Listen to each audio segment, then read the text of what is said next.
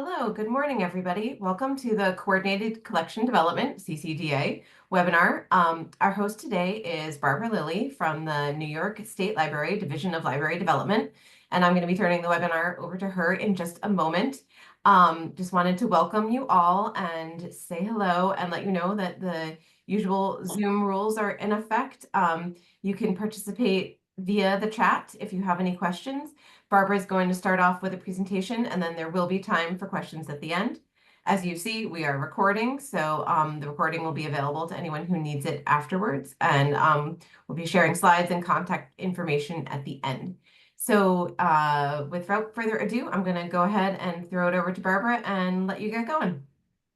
Great, thank you. And thank you for hosting this. I really appreciate it. I've been doing these for a couple of years now, and they seem pretty popular since 3R directors keep asking me to do it again.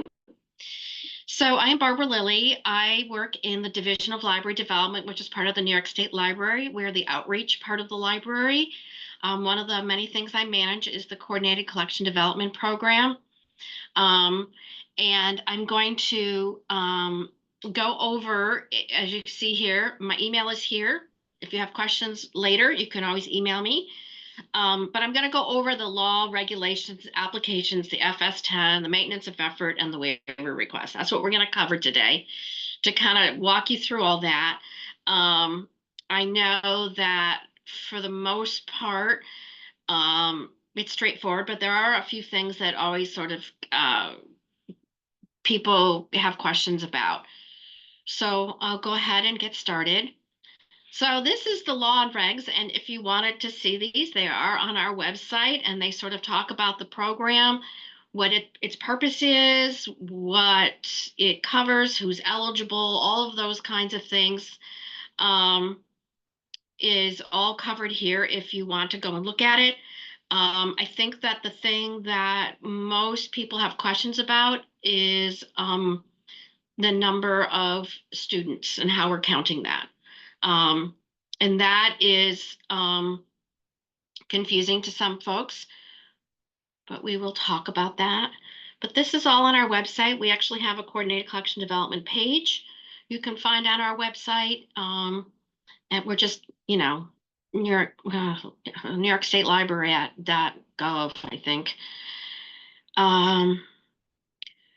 So this is the formula. And if you look down here, this is the thing that I get sometimes. People call me up and tell me, you have our student enrollment wrong. Our student enrollment, your institution sends to the State Education Department's Office of Higher Education their enrollment figures every year. So we use sort of the previous year's enrollment. So we would use, what we used this year would have been, I think, last fall's enrollment figures. We take whatever they have at that time. We need to get those then because we have to start creating the aid charts. And so we take what they have. Sometimes colleges go back and update them or change them, but we take what we get at that time. If you look at the formula, you will see that the way that we count students is different depending on whether they're an undergrad or graduate student. So if you look at, let's see, starting with 2I, one undergraduate, full-time undergraduate is considered one full-time equivalent student. This is all on our website. One part-time undergrad student shall be considered 1/3 of a full-time equivalent student. One part-time graduate student will be considered one full-time equivalent, and one full-time is considered 1.5. So this gets people upset sometimes because they think the number's wrong and somehow it's messing up their maintenance of effort or whatever, but that is how it was put into law, how they covered students. I assume thinking that graduate students needed more library resources than undergraduates is probably the theory behind that. But that is how we count them. So if you're just looking at raw numbers, that's not what we use. And sometimes people call me and want me to change their enrollment. I can't do that. Whoever sends the numbers to higher education has to contact that person in their institution and have them fix it. Usually when I tell people that, I never hear from them again. We don't get new numbers. So I think it's just a confusion about it. And then there's the application. We try to have this application out every summer. We often don't get it out as early as we'd like. So when we get all those figures, we get the names of all the eligible institutions from higher ed and their populations, and we then do the work to figure out what they give us the raw data. So how many undergraduates, half-time, full-time, and we have to put all that together. It's interesting, the law here, we didn't update this because we still have after April 1982. Yeah, that was long past. So we send this out to you guys, and it's on Baker and Taylor. We send out an email on Nyline R and Nyline to let people know that it's open. We often have trouble with Baker and Taylor. I'll be honest with you. We often have issues, and I know this year we opened it and then someone found an issue and we had to close it and get it fixed again. It takes us multiple tries, even internally, before it goes up. But it tells you here kind of what it takes to be eligible for the funding. You have to be a member of the 3R. That is one of the eligibility requirements. So sometimes people, someone called me one time and said they're going to leave their 3 hours. And I said, well, then you're not going to get your CCDA. And they said, oh, okay, we'll stay. And you have to do resource sharing. That is one of our requirements. You have to do that. So sometimes we have institutions and all they have they don't have a library anymore. It's all electronic, but they don't share the databases, nothing. Nobody has any access to that. You're not eligible for that. If you have stuff that people have to get through, come in and use it, or through interlibrary loan, get photocopies and so forth, like for special collections, that's fine. But if you're not allowed to share your databases, that's the way your contract is, you're not eligible. And they can only be used for library materials. It can't be used for equipment or staffing or anything like that. The purpose of this program was to help libraries regionally strengthen their collections in specific areas. So the most 3Rs have a plan of who's going to collect in what strength areas. And we do ask you about that on the application. So the application is pretty straightforward. It comes partially filled out for you already. The first thing that you see here in orange is your SED code. That is a unique number that is assigned to your institution by the State Education Department. The next number is your project number. So this is important to know for a couple reasons. So 0315 is what we call the fund code, and that tells me it's CCDA. If someone calls me up and says, we got this money from the state and we don't know what it's for. The second number, 22, is for the year 2022 year. And then the 0002 is the unique number assigned to your institution for your project number. So a lot of times I get calls from the finance office of a college saying, we got this payment from you all. We don't know what it's for. And I ask them for the invoice number that it comes with the payment. And that invoice number is also the project number. So this money is paid to the university or college through the comptroller's office, and it comes through the state fiscal system, SFS. We don't have access to your accounts. But when I tell them what this number is, and it's the same as the invoice number, that helps them out a lot. And there is more information about this on our website. But that number comes because it's usually an EFT, and it's just a money coming, and it doesn't name the program, the project manager. It doesn't have anything except that number on it. So when you're filling out your application, it's a good number to note. It is also on the FS10 forms, but it of course obviously changes from year to year. And just because your number was 0002 last year doesn't mean it's going to be 0002 this year. I had some woman call me from SUNY Central one time all mad because she paid all the SUNYs the wrong amount because she assumed the numbers were the same every year, and they're not. Because if somebody closes or we add a new school, the numbering changes because we do it in alphabetical order. It has your address, the director of the libraries. If any of this information is wrong, it won't affect you getting paid because the money gets sent right to your electronically. But please let us know. And you can cross it out on the FS10s when you mail them in. If your address, anything has changed, just cross it out there. And when it comes in, staff note that, and they change the database that we used to fill this out with Baker and Taylor. So it's pretty straightforward. But remember those numbers. Your SED code should never change. So then you are going to tell us, we're telling you what your opening state aid balance is. And you see two numbers there, 1.25 and then 1.26. So we're showing your carryover from the previous year. You'll have told us that in your application, and we will add that to it. Oh, I'm sorry, I'm going backwards. I'm ahead of myself. So you're telling us what you have, and then we want to know how much you spent. And your closing balance is 1.29. And then we will add that to your total for this year to be spent. So we're tracking your carryover. And we started doing this because a lot of institutions were telling us that at the end of the year, their institution was sweeping that money and not giving it to them. And this is what only thing you're allowed to use it for under the law is CCDA. It is illegal for them to take your money. So if they're taking your money, let us know, because we will get it back if we can, probably. But we don't allow that anymore. And a lot of institutions were apparently telling people if we don't spend it by the end of the year, you lose it. This is state funds. It's not other kinds of funds there. So you see how that's working. It's telling you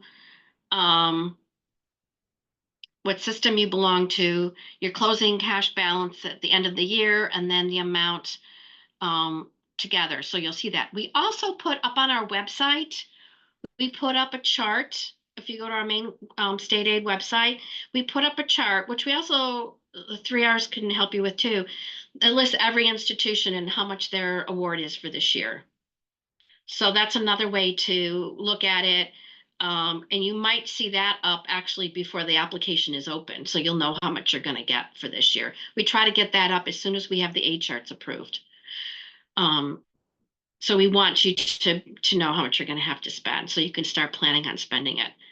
So a lot of people during COVID ended up with a lot of carryover, and we're looking for folks to now spend that down. We were really lenient with the amount of carryover, but we don't like to see a huge amount of carryover because we do worry about how you're going to get it spent in a year, which we know can be really hard. So let's see. Yeah. And then when you're done, I can't, let me see. This is not showing up. Oh, sorry. I'm trying to get it to, so you'll get a message. I don't know why this is not showing up on my screen as well as it should. I don't know what you guys are seeing. But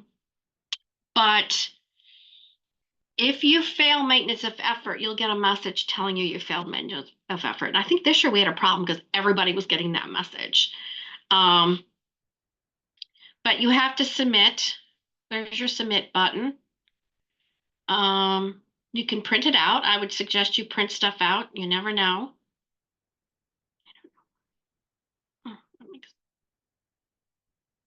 So maintenance of effort is looking at, it's a formula. It looks at 3 years worth of data, and you will see 3 years worth of data on your application and you will, it will do the math here. And it's basically looking at the previous 2 years plus the most recent year. And the most recent year can't be less than 95% of the average of the previous 2 years. So it's a kind of a complicated formula. Who knows how they came up with it? And then looking at the number of students. So that's why sometimes people get upset about their student enrollment numbers because they think they're too high, but it's the way that we calculate them for this program. If you made a mistake and you realize you made a mistake the previous year in your numbers, you can call us. A lot of you know Adriana Mastriani. She does the day-to-day manage of this. She can open up your previous year's application and you can correct the mistakes. And then once you close it and submit it, it should do a recalculation. We may ask you to recertify that, but usually we're pretty, it's like, okay, you gave us the wrong numbers. People have a hard time figuring out how much they spent for some reason. I don't know. I'm sure it has something to do with the lateness of getting statements from your fiscal office. Having worked in an academic libraries, I remember that well. It was like 6 months. So that's what you're going to see. That's how we're going to calculate it. And then you're going to, you get this message and it's going to tell you need to give us, you're telling us how much you spent on library materials. Some of the SUNYs ran into a problem because some of you, the way you were paying for some of your databases, people were reporting it differently. So it was some sort of SUNY-wide database, and they weren't actually paying it out of their own funds, but they were reporting it as they were. And then when it caused them problems when they stopped. So if something's not coming out of the library's funds, I would not report it. Because you're going to run into problems with these contracts, I think. And that's what happened to some folks. So we had to do a lot of finagling to get them around that. If it's one contract for all the SUNYs, maybe they were, and they weren't, it wasn't coming out of their budgets. I don't know why they were reporting it, but they did. So you have to then fill out your maintenance of effort. This is where all the numbers go in. It's pretty straightforward. You're just telling us how much you spent on library materials the previous year. It's pulling all the stuff that's already in the database. You calculate it. All right. Why isn't it showing me? Oh, I see, it's net later. So here's your FS10s. Again, I mentioned this before. If anything's wrong, just cross it out, and we'll fix it on our database here. You'll still get paid. It will make a difference. And these go to Adriana Mastriani. She handles all these as they come in. If you have any, just a quick question or anything, you can email her or call her. She's on our website and she will help you. Do not use another FS10 form. Sometimes people have them from another project or they download them from the department.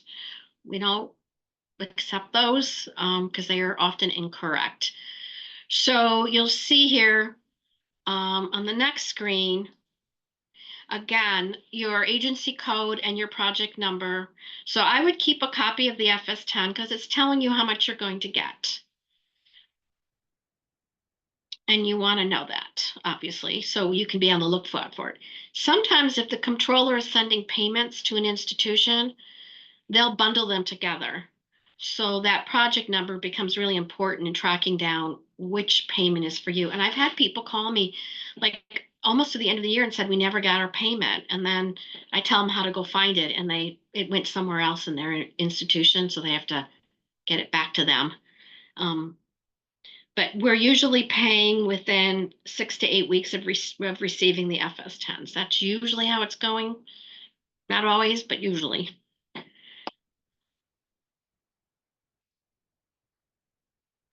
And here's your reward amount. So every year when we create the state aid charts, we create them according to education law and what you should get. Then we create the charts according to what the actual appropriation was. So that's usually less than what the actual ed law would require. We also have something called a hold harmless with CCDA. So even if your student population goes down, your amount that you would get is held harmless back to 1992, I think. I always forget. It goes back quite a ways. It is possible you could fall below that, but most people don't. Um, so you are sort of held harmless and you get it. Obviously, if an institution closes, they don't get the money anymore. Um, but that's how much you should expect to get from us. The state doesn't pay in cents. They only pay in dollars, thank God. Um, oh yeah. We skipped that. Okay. I always wonder. So if you fail maintenance of effort, there's that whole screen. I gotta get that added because it's really annoying. Um, you need to tell us why you failed maintenance of efforts. We're looking for certain things. One of the big things is if there was a across the board cut across the university, most likely because of declining student enrollments, you just have to say that. There's a box to check for it. There's another box you can write text in there. But we're really looking at the things that I showed you earlier in the law and regs about what makes you eligible for a waiver. To say that we got a really good deal on a database and so we didn't need to spend as much money does not get you a waiver because that means your university did not let you spend the full amount they gave you the year before. They should allow you to still spend the amount you got, not just because you had a good deal. You should buy more. So that's not a good thing to say. I would talk to your person at the 3 R's first if you have questions, and then if not, if they can't help you, come to us, but we will try to help you with that. But there are certain things we just can't give you a waiver just because they decide to cut the library's budget is not reason enough for a waiver. So here's the picture of our age page, and you can see the state aid chart by fiscal year. There's the information about the electronic payments from the Office of the Comptroller, and and we don't. If you really want to know where your payment is, you should go to SFS and look there to see if it's been paid. If you go to SCD Grants Finance, you can see that it's gone through their office, but it doesn't mean that it's been paid yet. It just means that it's left our office sometimes, and that's it. Sometimes it's in there, but if we don't have cash right then, it's sitting and waiting for us to get another infusion of cash. So the best place to look for it is in SFS. Your finance office would have a username and password for that. I do not have your usernames and passwords for SFS. And usually it's your fiscal person who has it. Okay. So here's our contact information. First stop should be Adriana. She can help you if you have any problems like with passwords, you're new, and you know where your predecessor left your username and password, check with Adriana. She can get that for you. Any of those kinds of basic issues. If she usually gives me all the waivers that come in. I look at them. If I don't approve them, I give her notes back and she'll email you back with questions. Sometimes I'll call you because we don't understand what you're telling us. But it's pretty straightforward. So we're ready for questions. And I saw some popping up, but now I don't see them. I'll leave this up so that people can write this down if you need it, but it is on our website. Okay. I am not seeing the questions. I'm looking for these. Oh, there's the chat. Here we go. Okay. Okay. Um,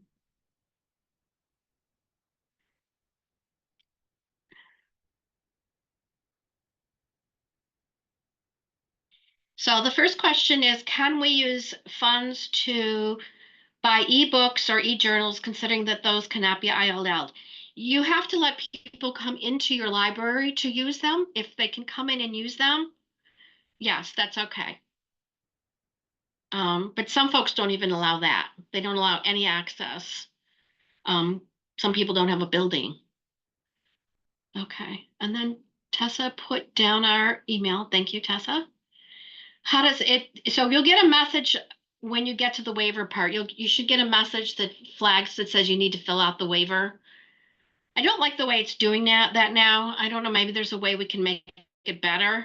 If anyone has some suggestions, that would be greatly appreciated. We do look at this every year and kind of fool around with it, but we never.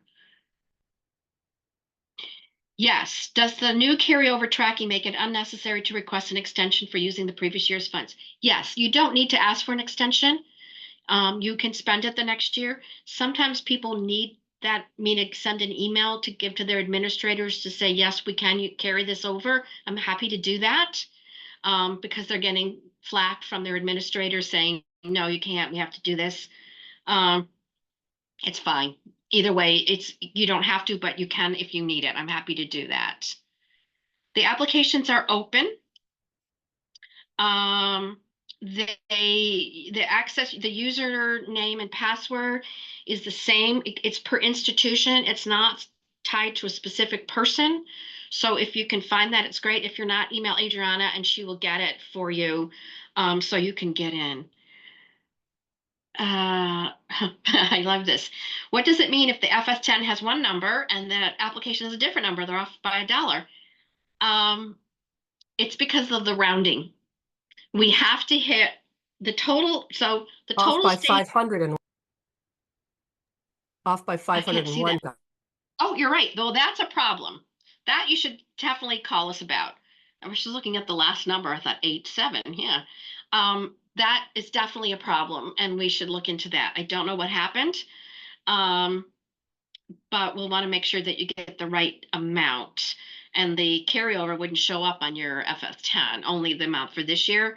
It could be a problem either on our end or this year we had some problems with, they scrambled up some people's amounts with other institutions at Baker and Taylor.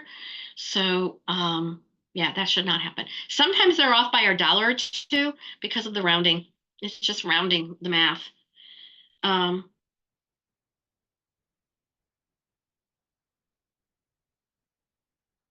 You'll get him as, okay, thank you, Kathy.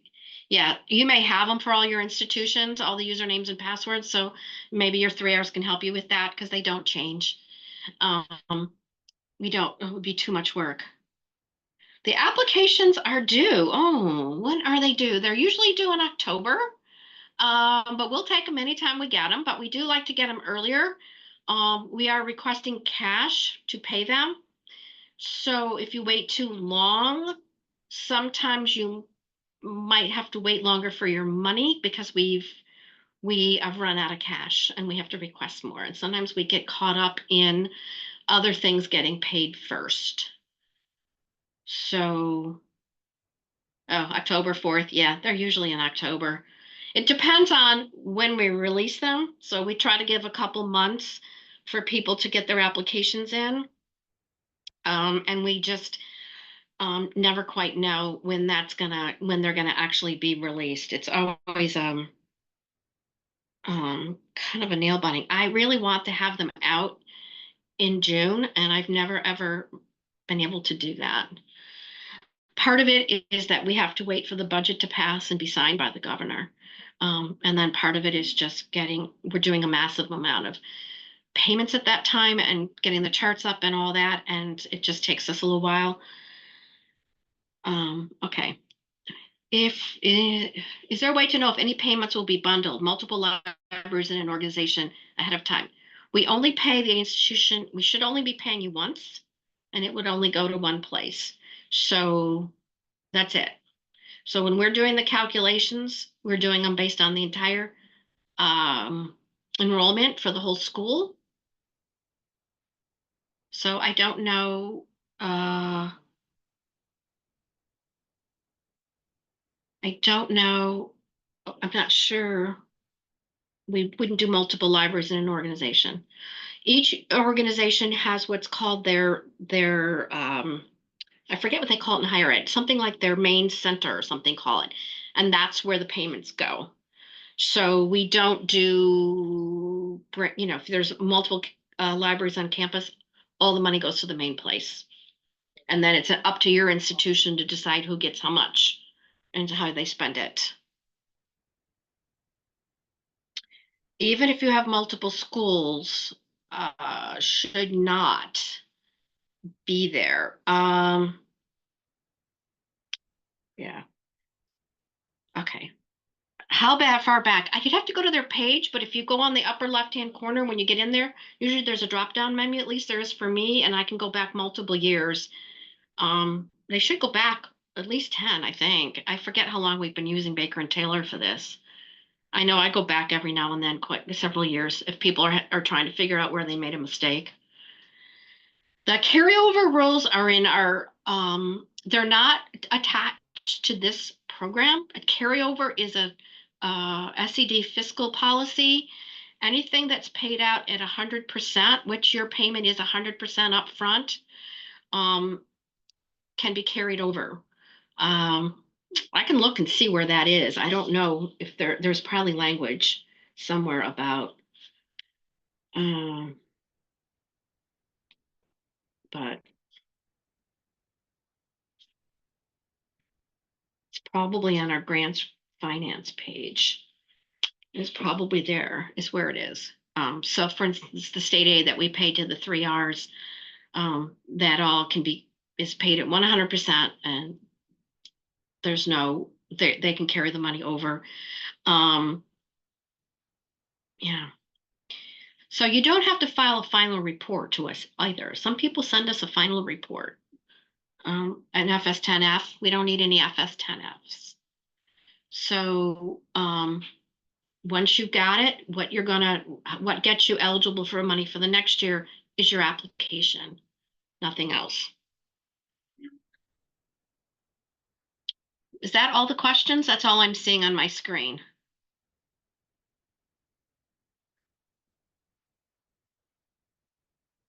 Any other questions? People can just say them if you have one. Because I think I've caught up.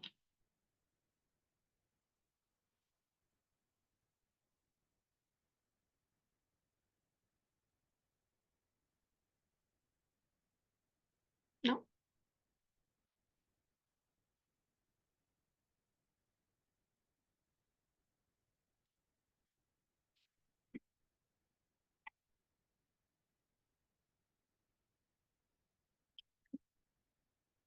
Okay.